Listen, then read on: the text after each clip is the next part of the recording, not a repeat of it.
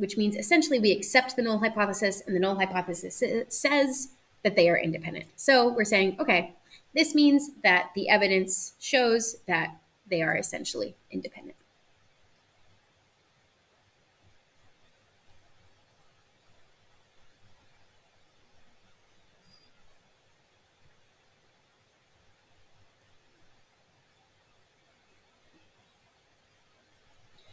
And that is a test for independence. There are some things that are the same and there are some things that are different. You always have to state your hypotheses. You always draw conclusions using the p-value or the chi-squared value, comparing it to critical or significance level. But there are some things that are different, right? So the type, like the way that you write the hypothesis is different. How you put it into your calculator is different. Those are going to be the main differences between all of these tests. Okay, we have one more example to do, and then we'll be done. We, again, can visually see with the table of information, without even reading the problem first, I can tell you right away, I know that this is a test for independence. Why is that? It's because I can see that I'm looking at age, adults and children, versus sport preference, so football, basketball, or baseball, right? So the like two different ideas visually on the table being compared to each other. And that's how you know it's a test for independence. So it says here we want to see whether people's favorite sport depends on their age. So that's another hint that it's a test for independence. You can also see here it tells you, hey, we're doing a test for independence, right? So there are multiple clues here that tell you what you're supposed to be doing. We're going to state the hypotheses for this test. I'll have you go ahead and write those out on your own. The null hypothesis should be that they are independent. We have to be specific, so we'll say age and sport preference is independent, are independent. So then the alternative is that they are not.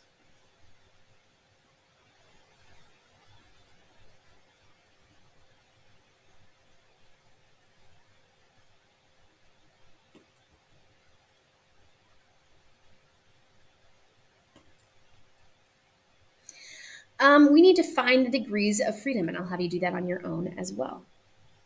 The degrees of freedom for this problem is actually 2. We have 3 options here, 2 options here, so that's 2 times 1, which is 2. We then need to find all of the expected frequencies. So let's do a breakdown of what we have to do. So we have adults and we have children.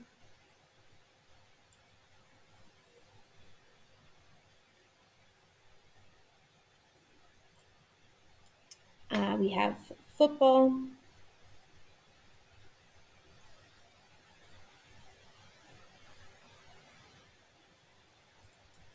Basketball. Baseball.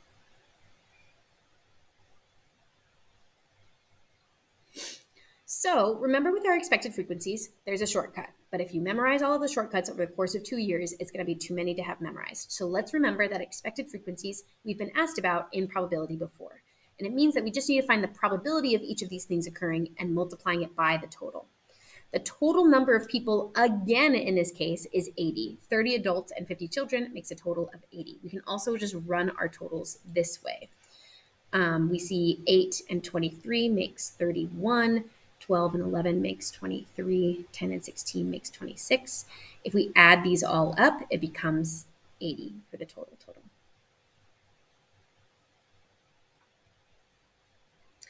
Okay, so the probability or the expected value for being an adult who likes football is the probability of you liking football times the probability of you being an adult and multiplied by the total, which is 80. Probability of football is 31 out of 80.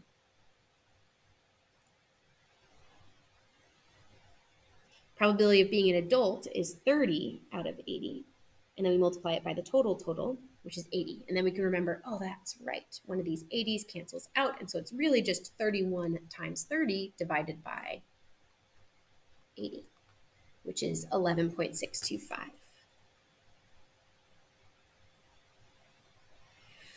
Very strange to have decimal places for number of people, but remember expected values are like averages, right? They don't have to be rounded to like something that makes sense. It can be a decimal if it's representing a person because it's just that that number is allowed to do that because it's expected, it's not the actual reality. Okay, I'm going to have you complete all of the rest of these guys on your own. So you'll complete the table here on the side. Remember that we just take the probabilities of each of these individually, right? We're not looking at football and adult. We didn't do 8 over 80 at all. We took the probability of being a football across the board, 31 over 80, probability of adult across the board, 30 over 80, and then multiplied it by the total, 80. So go ahead and finish it on your own. Okay. So basketball, probability of basketball is 23 over 80 times probability of adult is still 30 over 80. And then we multiply it by 80 again, and that gives us 8.625. Baseball is 26 out of 80 times 30 over 80 times 80, which is 9.75. Children, probability of football is still 31 over 80, but now children is 50 over 80 times 80, which gives us 19.375. Basketball and children, probability of just basketball is 23 over 80 times probability of just children, 50 over 80 times 80, and that will give us 14.375. Last one, probability of baseball is 26 out of 80 times children, which is 50 over 80 times the total, which is 80. That all equals 16.25. Okay, so you can pause here and take a look at what we expect versus what we observed, right? And we can tell they are not the same, right? This should be 11.625, but it ends up what they observed was that this category was 8, right? This was expected 8.625, but what they observed was 12. 9.75, but what they observed was 10. So there's variability, right? Like they aren't exactly what we expect it to be. And that's okay. We're trying to see, is the difference statistically significant enough for us to rule that they are or are not independent? And so that's really what we're going for, is obviously they're not going to be exactly the same, but are the differences between them large enough that we say it would be super rare for that to happen, so it's probably not true. Okay, so it does say that we also want the chi-square value, which means that we need to run the test. I'm going to have you run the test on your own because you have all the steps listed out. One thing to remember that you do not have to put in your expected values. You can't put in your expected values for the test. So it only asks for the observed values. So all of these calculations that we just did, you don't need to run the test, but often they will still ask for these. So just keep that in mind. Okay, so first you had to make the matrix. You had to make the matrix to look exactly like this one, to be 2 columns and 3 rows. You then put in just the observed values, and then you ran your chi-squared two-way test. You should have gotten a chi-squared value of 3.93. If you did not get that, double check that you plugged in all of your numbers correctly, that you did not put in your expected values. You should only have put in your observed values, the ones that were given to you, right? Double check that you put in all the numbers correctly, that you did not put in the totals. So if you didn't get it correct, that might be why. Okay, last thing is we just need to draw a conclusion. I'll have you draw a conclusion on your own. So we were given not the level of significance, we were only given the critical value. So we have the chi-squared value and the critical value, which is what's supposed to be compared. So we can go ahead and compare those. I'm going to say since our chi-squared value, which is 3.93, is less than our critical value, which is 9.21. Okay, so when I'm comparing chi-squared, I have to stop and think. If it was p is low, we would reject the h sub o. But we know that it's flipped with chi-squared. If chi-squared is low, we don't reject the h sub o. So I know that that might be confusing. If you have a different way that you want to memorize it, you can, but that's how I remember, is that if I remember one of them, then I know that all the other options are then like kind of pivoted out of that.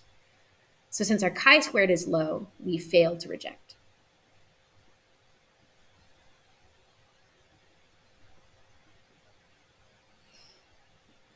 Which means that Federico can conclude,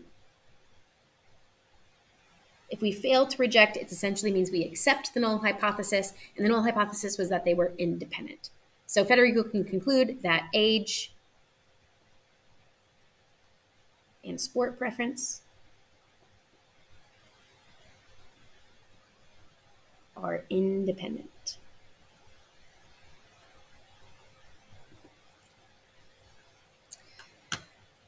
Okay. And that's it. Good job today.